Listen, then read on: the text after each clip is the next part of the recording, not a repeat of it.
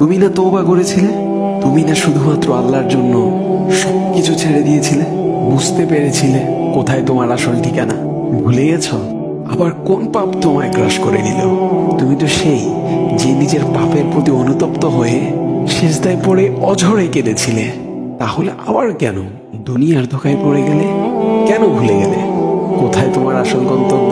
তুমি কি হার মেনে নিয়েছো নফসের কাছে? তুমি এত দুর্বল? ভুলে গেছো তুমি কার বান্দা? কে তোমার রব? তোমার রব তো সর্বশক্তিমান। সর্বশক্তিমানের বান্দা আবার কখনো দুর্বল হয় নাকি?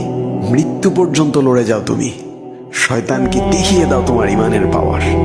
শয়তানের ধোকায় পড়ে অনেক পাপ করে ফেলেছো, তাই নিরাশ হয়ে গেছো তুমি, তাই না? তুমি কি জানো না তোমার রব কতটা মহান? তিনি তো তোমাকে ক্ষমা করার জন্য অপেক্ষা করছেন। তাই ফিরে আসো সেই রবের দুয়ারে, যার দুয়ার কখনো বন্ধ হয় না। ভিডিওটি ভালো লাগলে একটি শেয়ার করে দিবেন, হয়তোবা আপনার একটি শেয়ারও কারো হেদায়েতের উসিলা বনে যাবে।